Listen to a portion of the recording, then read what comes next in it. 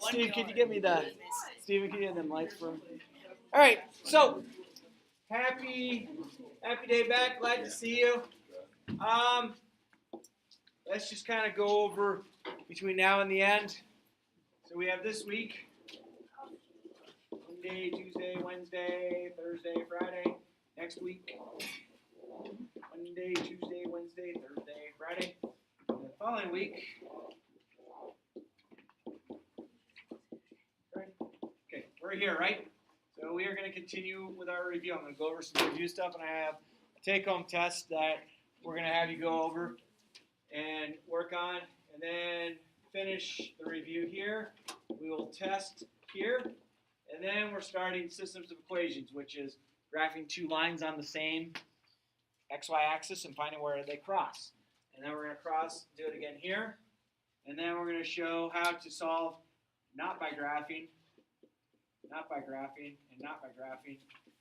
And then we have a quiz on those 4 days, and then review, start our final, and then I think our final is here on this Tuesday. I think. Wait, so what do we do on the start final? Is it just we actually take the final? Yeah, I have an original part of the final that is much shorter. It's just another version of it. More right. Yeah. We'll have Scantron on Tuesday. I think that's the day we're taking final here. Anyone verify that? I haven't looked at the final schedule. I'm sorry. If it's not this Tuesday, then it's this Wednesday. If it's not this Wednesday, then it's this Thursday. This Friday, this is when Star Wars comes out, so we don't have school celebration for that. How long school days do we have? These are like half days, where like this is 2/3 of a day. This is a half day, like that. Like you're done by 12:30 here, done by 11:30, done by 11, something like that. I think that's what it is. You'll have to verify when I get more information, or you'll hear in other classes. But so, where do you want to be with it? I mean, most of you, your grades are pretty solid. The people who are at the 58, 68, 78, 88, you have the chance of getting the upward grade. Okay, depending on how you score on this last test, this last quiz. Those of you who have the 62, 72, 82, and 92, you have a chance at going down. Okay? Now, I'm not saying that, it's better to have a 88 and I can get an A easier than if I have a 92 and I move to a B. I'm not saying that. I'm just saying that that's basically your range of where those letter grades could wind up either up or down. So if you are this close with these as your percentages in the class so far, that's where you really need to focus on what should you do. If you are these people, and that's where you're sitting right now, you really need to do well on this last test and the final quiz. If you're these people, you would do as well. Don't allow this test or quiz to make you one of these people or one of these people. Does that all make sense? So you can access your grades. You know how to do that. If you don't, I know it's first day of school and everything, but I haven't done too much. All right, let's get the test review out. It was page 137, I believe. Page 137. Let's take a look at that.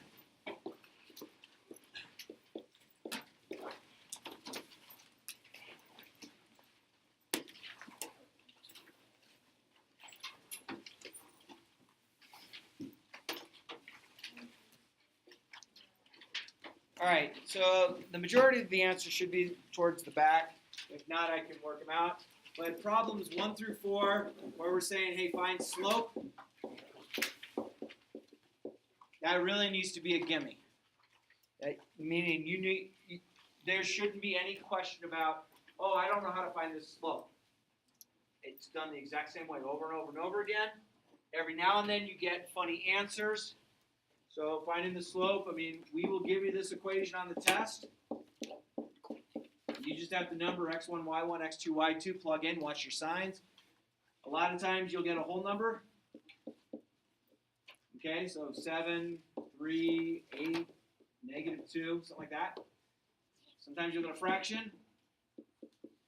3 over 7, 8 over 5, -2 over 3. Okay? And then there's the funny ones. You get a 0 on top, so you get 0 over number. That means you have a slope of 0. That means it's a horizontal line, which goes that way and that way. What's the other funny one? 5 over 0. Yeah, if you had like 5 over 0. So, this 0 is under. Yes? This is under. Do you agree? Everyone get that as far as terminology goes? So if that's under, that means your answer is undefined. U goes with U. 0 under, undefined. This is a vertical line. I cannot express that any differently that I know of. But I still get some going, what if the 0's on bottom? You know, if you come up to me saying, hey, I got 0 on bottom. Good. What does that mean? What does that define? Am I going to answer that for you during the test? No. You have to know what it means. Okay? So 1, 2, 3, 4, they are go-tos. They're gimmies. You have to know what they are. And I think that the trick of the 0 is under and the undefined, they both start with a U. I can't define it any more clear than that. I'm sorry. I wish I could. But then 5 and 6, I'm going to do them both here and here. One of them you have the point 4, comma 1, and then you have the equation y equals 1/2 x. Is it plus 5? Yeah. Cool. And we want to find the line parallel. Number 6, we have the point 1 comma -4. It's the same equation. And we want to know the perpendicular. The operating for both of them is the exact same. There's nothing different about the two. Okay? Other than you have to be able to identify this having a slope of 1/2, and this also has a slope of 1/2. Is a parallel slope the same? Yes. Okay? So the parallel slope is also going to be 1/2.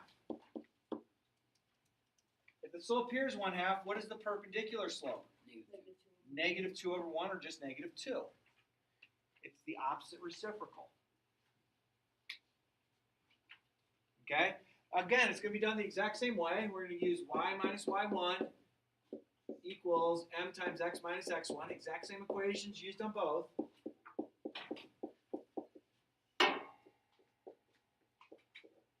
Okay? Come label these x1, y1, x1, y1, and plug them in. Y minus 1 equals 1/2 x minus -4, so x plus 4. If it says ask for the equation, are you done with it at that point? Yes. Yeah. If it says to solve for y, or put it in slope-intercept form. So this answer is correct as far as our paper goes. There's no reason to go any further. Yeah. Could you like solve it for one of them? You can. And you would still count. I would count both answers. Now, if you make the error, you're missing points. Even if you had that, if you got down and said, oh, well, this is the same thing as this, which is the same thing as this. So this answer right here is fine as well, as long as it's correct. If it's not correct, I'm not giving you points for it. Okay? So you got to justify which way you want to do it. So that's the first way. Parallel slopes, exact same thing. This equation's showing up on the test. The slope equation's showing up on the test. I'm not going to label, use this one to find slope. I'm giving you the slope. I can't hold your hand that much on that type of problem. This problem's done the exact same way. So y minus y1, so that's going to be y plus 4, equals, which m am I using on this one? -2. The -2, right? I want the perpendicular one, and then I get x minus 1. Okay, again, if it said, I want to find the equation, we're done. If you want to be the overachiever and say, oh, I know how to do this, just don't make a mistake on it. So I get y equals -2x minus 2. Is that right? Whoop, hey, get away. Down.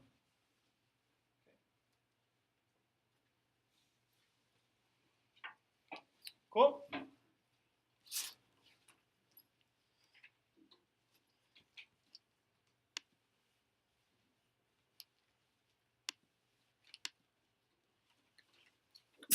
Bless you.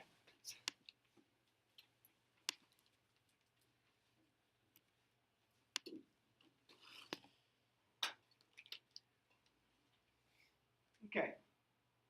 Then we ask, which slope is steepest? That means which one climbs faster vertically than it does horizontally.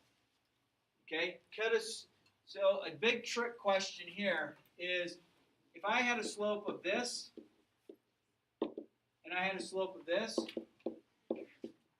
which one's steeper? Yeah, they are both the same as far as steepness goes.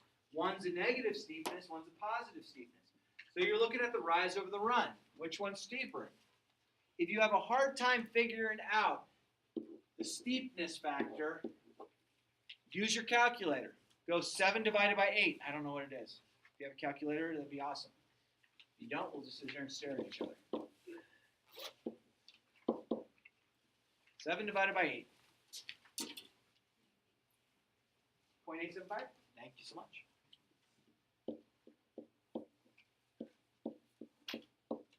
Okay, it's the same steepness factor. It's the exact same number. But if I said, hey, which one's steeper between 3/4 and 5/6? That's kind of hard to say. So I know this is 0.75. What's 5/6?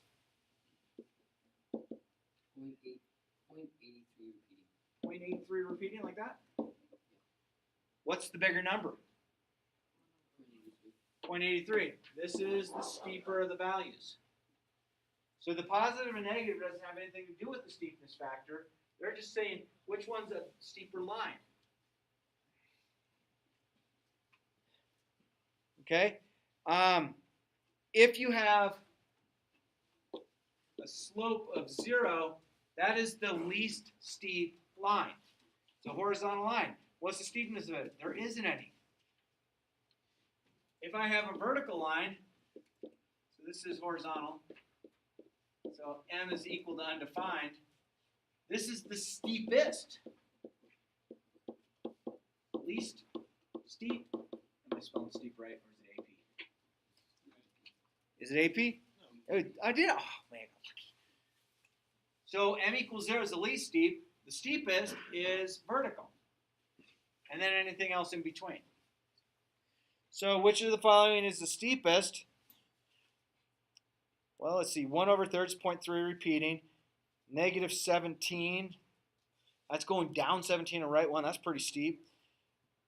Number 9, or number D, is it goes up 9 right one. Goes down 1 right 2. The steepest line there is letter C. A is the least steep because that's y equals 2. It's a horizontal line. So think about this. B goes up 1 right 3. C goes down 17 right 1. D goes up 9 right 1. And E goes down 1 right 2. So that's where you can see that the -17 is your steepest of your slopes. Number 8, just determining which is the line of best fit that works best. Okay, you just want which line fits your data the best. Okay, well, you want to have the line that you have the same amount of data looks like above it versus below it is what you're looking for.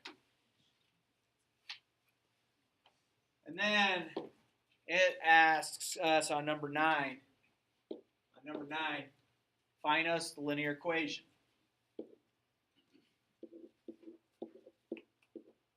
So you have your points.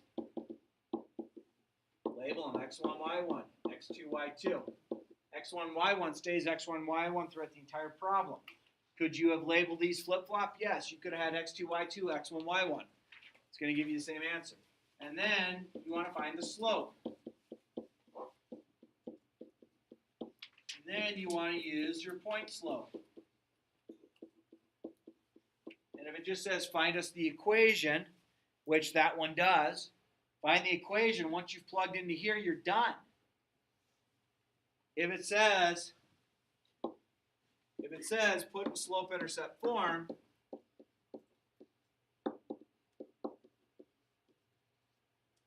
that's when you're getting y all by itself. So y equals mx plus b. So distribute the m, add the y1.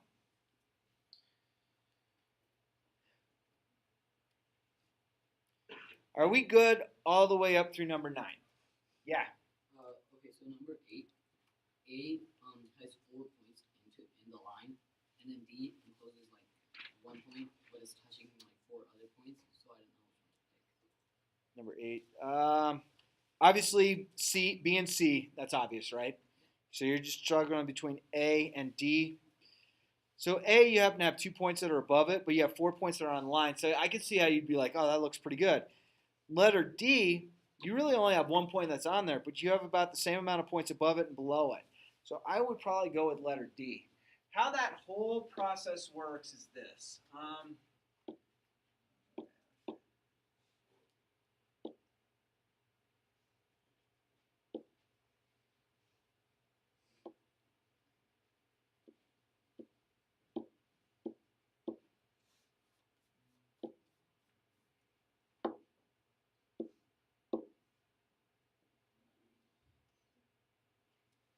Okay, so you have this line of best fit. Ignore the grid stuff, it's not important. So the process that's taking place with this, is this distance, this distance, this distance, this distance, this distance. So these are positive distances, these are negative distances. So if you were to add the positives and negatives together, the closer you would get to, basically we would sum up to 0, means it's really good. So that's where you're kind of looking at it. So if you had points like this, and your line of best fit came here, that's a pretty good line of best fit. If your line of best fit came here, you have too much above it. Even though you have one that has, it looks like, oh, I have 4 points that are on here, it's just you want the same distance above and below to be pretty close to the same. And that's your big defining factor. Cool? So number 10 is a little word problem. Talks about someone reading a book. Okay? So, number 10, bless you. This is how number 10 is. Hi, I'm your teacher. You're going to read this book. I'm going to pass it out to you. There's 200 pages in this book. So at day 0, you're getting the book. Make sense? And then 4 days later, there are 140 pages left to read. Okay? So as you're walking out of class, okay, here's a 200-page book. I'll meet you at the door. Here you go. Here's your books. I'm not going to give you a 200-page book to read. Don't worry. Okay? So these are your days. These are your pages, right? So let's go through the problem. X1, Y1, X2, Y2. It should be a negative slope because we have less and less pages each night, right?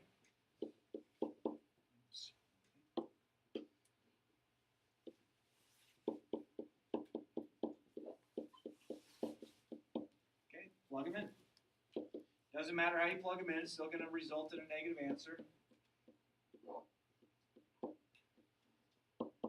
Negative 60 over 4.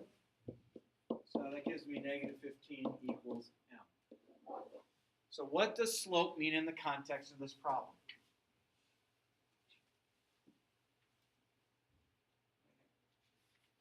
I have negative 15 over 1. So what does it mean in the context? Kenny?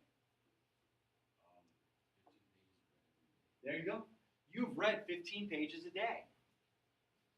Okay? Now, is that really true? Like, could somebody have read, everything the first day and then put their book away? Yeah, but the context of the problem is you are averaging this amount of pages of read each day.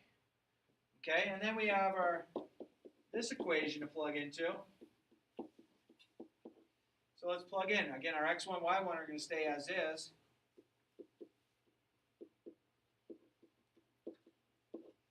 Seem okay? So we want to find the x and y intercepts. That means I need to solve this. Distribute the negative 15 over. What's negative 15 times negative 0? Just 0. So plus 0. Add 200. Let's see, negative 15x plus 200. What does the y-intercept mean in the context of this problem? At 0 days, you get 200 pages. Yeah. It could mean that you were given a 200-page book at the end of class and you need to read it. Okay? Or it could have meant that you have 200 pages left in your book and you're going to read it. And then the slope in the context of this problem means I am reading 15 pages a day. What does it mean when I get to the x-intercept? So if you look at what this equation kind of looks like, we have 200 up here. You have this line doing this. What would this mean right here in the context of the problem? Yeah. The day you have 0 pages left. Yeah. You finish the book here. Or you finish the 200 pages you need to read. How many more days you have to read after you get to that x-intercept? None. You're done with the book. If you reread it or want to go back to second, that's your call. But okay, so that's 10. 11 is another word problem. Okay, talks about a guy working at a car dealership, makes $1,750 a month as a base, plus he gets $3,250 for every car sold. Okay, so if old Bob just shows up and sells nothing, he's getting paid money. Agreed? Yeah. So this is a tougher one to think about. So we have to think about it. He gets, that's his base salary. No matter what, that's how much money he's walking away with each month. And then $3,250 each car sold.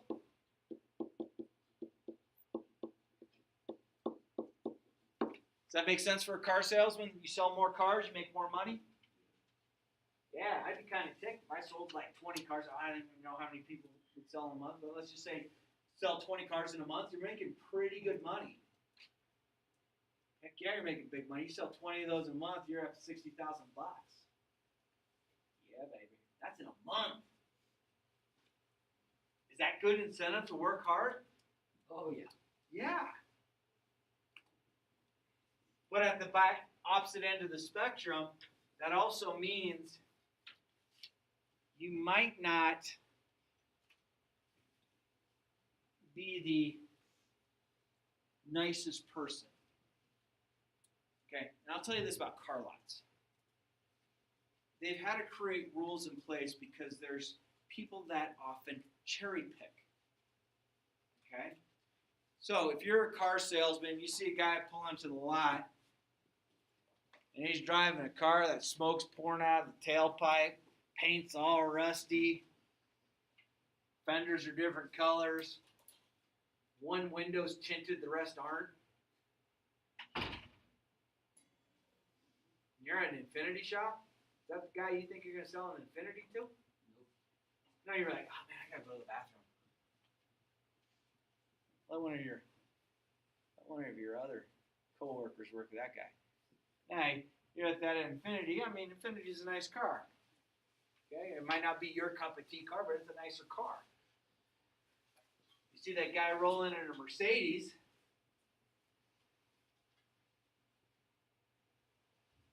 clean dressed man or woman. Hey, you doing, sir? Good to go. Oh, I want to buy a picture. Oh, come this way. We got a whole bunch to show you. The guy showing up in the car that's not. But they've had to make rules. Hey, you know what? You're next up on line. No matter who pulls up to the lot, you are the person to serve that person. Now, not all car lots are like that, but it's a pretty cutthroat business. It's not the nicest thing in the world. Now, if you choose to be a car salesman, good for you. I know a lot of people who have been successful doing it. But I'm not the best customer. I'm the customer that I did my research on a car.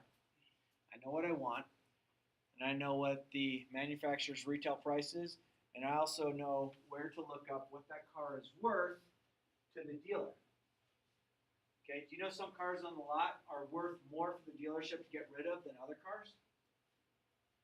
Especially towards the end of the year, because the factory, so right now they're trying to get rid of all the 2016s, right?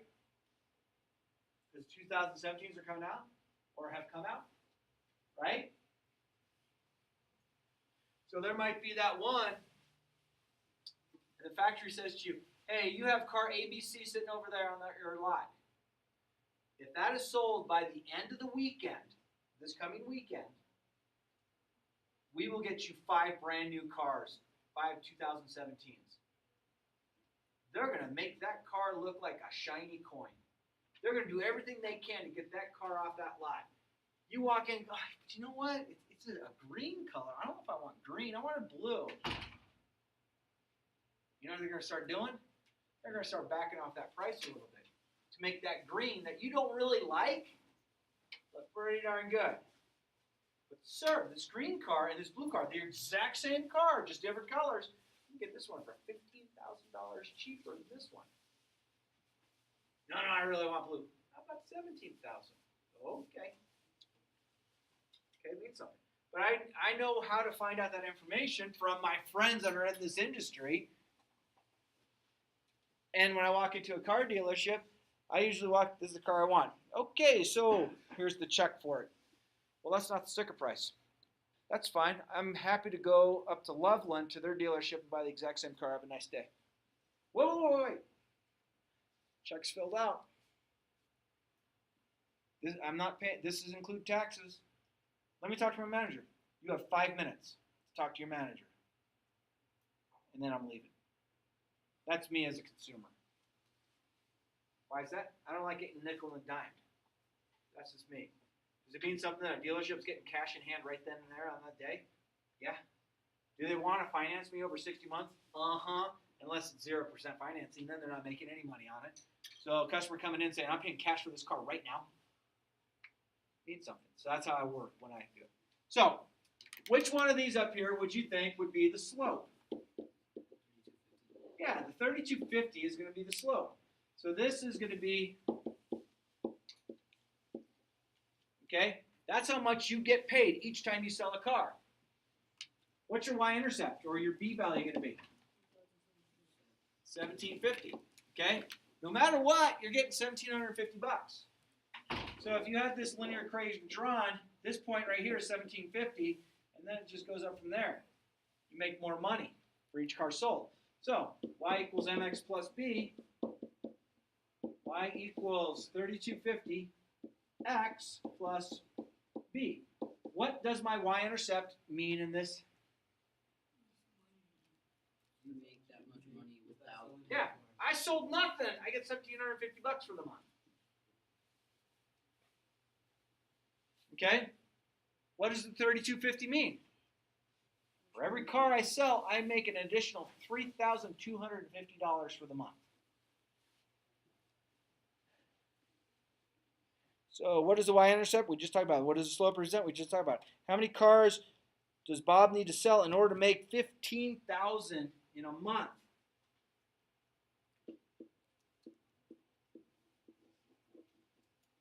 How many cars does he have to sell to make 15,000? Okay, which letter is going to be 15,000? X or Y? It's going to be Y.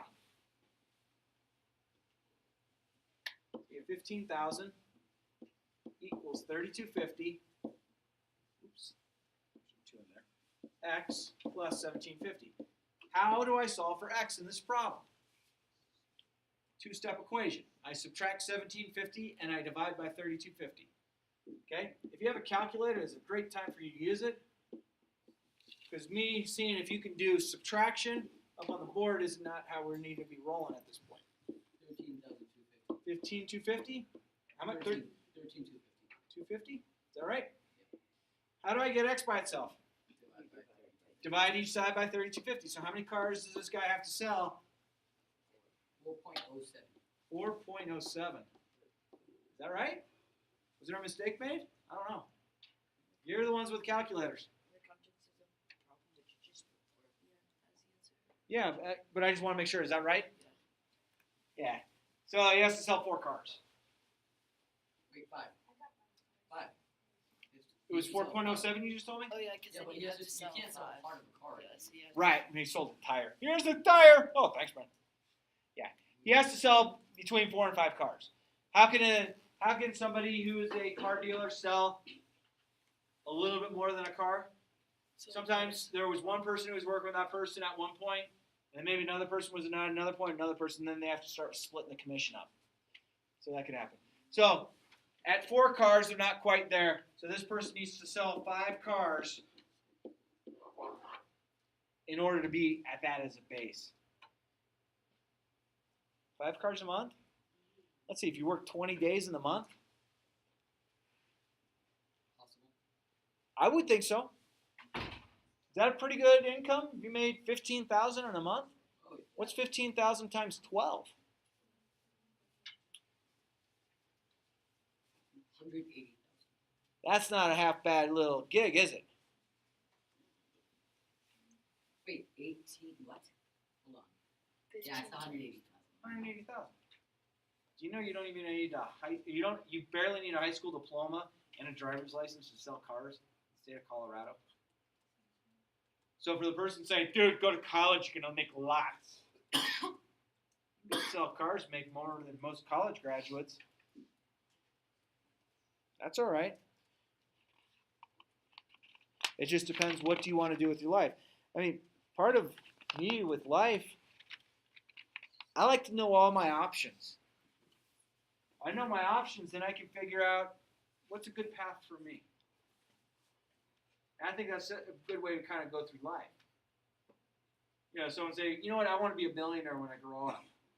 Good, how are you going to get there? Well, I just want to be one. That's great. How would you achieve that goal? I don't know. Well, unless you have somebody who's going to die off, who's going to leave you a ridiculous amount of money, I don't know, might not make you a millionaire when you grow up. It might. I just want to play video games for my career. So do a lot of people.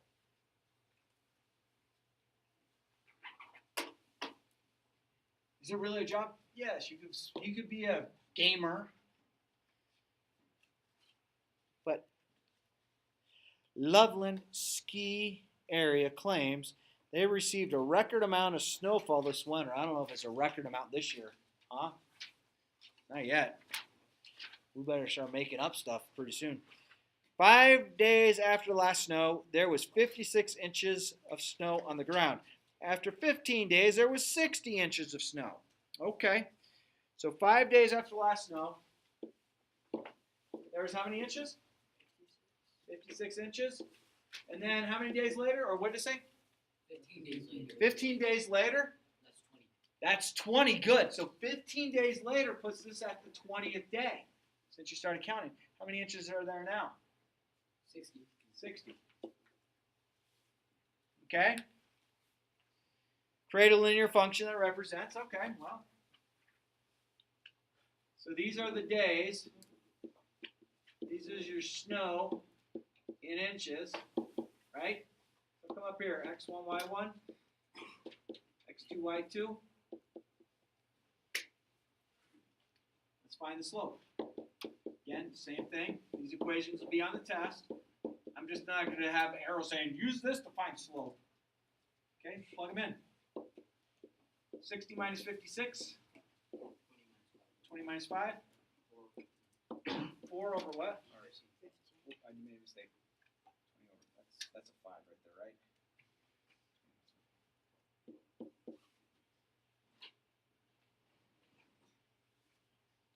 that slope mean in the context of this problem? What is the y about? Yeah, go ahead. Every 4 days, I think. Yeah. No, every 15 days or 4 days, something. There's 15 inches of snow. What's the y component up there? 4. 4. So you get 4 inches of snow every. That makes sense how I said that? Yeah. Cool. Sometimes it seems weird. Okay? We're not used to looking at rates where we have a denominator. You know, someone's saying, dude, we're doing 110 miles per every 2 hours. Man, we're going fast. Yeah, we're doing 55 miles an hour. Oh. Sounds better to do that the other way. So that means you're getting 4 inches of snow for every 15 days during the season.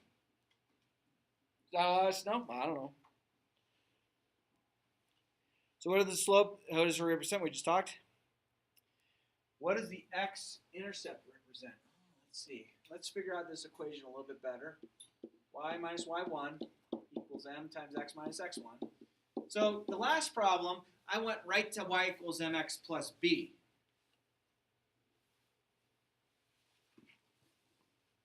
But I'm not there on this problem. Why am I not there? Why don't I know my b value right now? What do you think, Ron? Because the only point, the last point we have to 0 is 556. And Yeah. Unless we have 0, we can't. Right. So in order to find the b value, this would have to be 0. If this was 0, 56, that works. But it's not. So we have to use this equation. So I'm going to go y minus y1. So y minus 56 equals my slope, which is 4 over 15, x minus 5. Yay? If you have a calculator, this would be awesome time to do it. All right, I need help. I can do this so far on my own. Let's see, that's 4, 15x, and that's what? Minus 1.3. Minus 1.3. Minus 1.3, that's what it came out to. You had a decimal amount? That works. Okay. Yeah, I like that. Add 56 to it.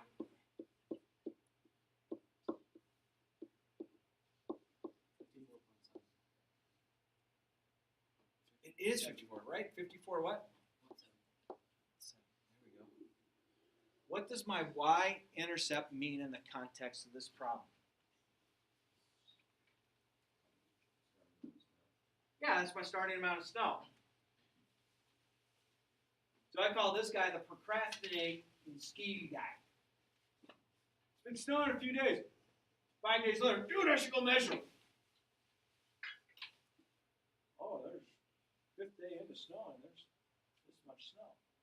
Well, with this particular rate, when the guy realized it's been snowing, 5 days after it stopped snowing, he went and measured. So that meant that basically at day 0, there was already 54.7 inches of snow on the ground. Wait, so is day 0 when we started measuring, or was it the first one? We started measuring at day 5. So there was snow on the ground, then it started snowing, so we went out and measured after the 5th day of snow, somehow. Now, does that mean that from days 0 to 5, they got 54.7? No, it means that there had to be a starting point when they started measuring. Maybe they pick, a certain time during the month to start measuring. Maybe they say, you know what, December 1st is when we start to measure our snow. Could there be snow on the ground before December 1st? Yeah.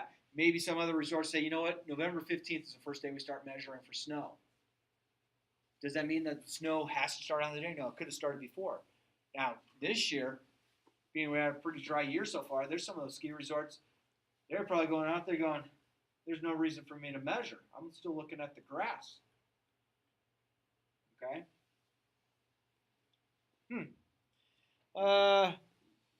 When will the snow be 20 inches? When will the snow depth be 20 inches on the ground? 20 inches on the ground. That's. Oh, okay.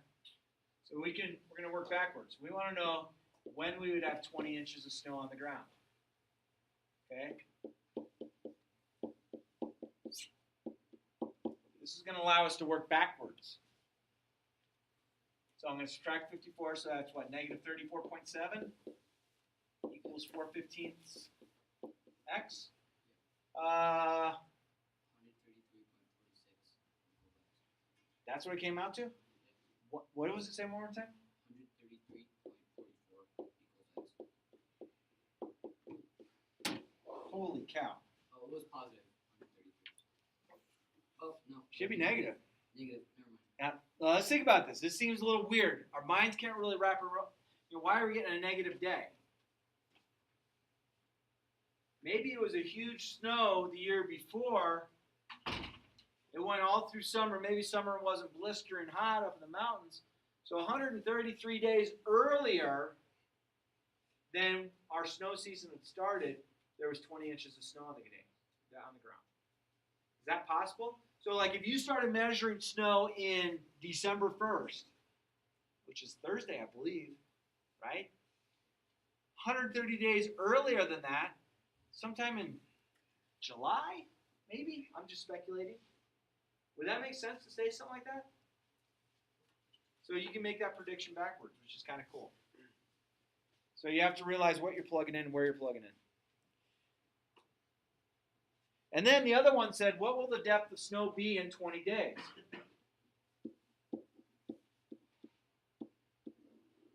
That means I'm going to plug 20 in here.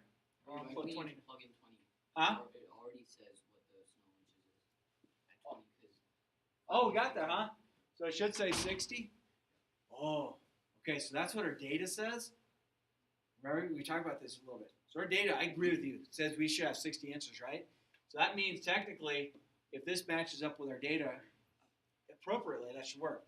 But I'm going to plug 20 in, so I get 4/15 times 20. Let's just see if this works and how close it is. Help me out. 5.2 plus 54.7. So 5.2 plus 54.7, what is that? 5.2 plus 54.7. So that's going to be y equals 59.9. So that's what our equation says. Our data says different though, right?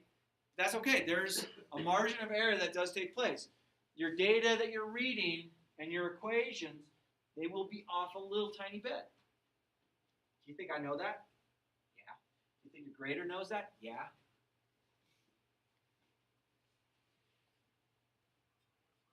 All right. 13 and 14, I'm going to take care of tomorrow, okay? There's going to be a part on the test. You'll probably have one graphing calculator question.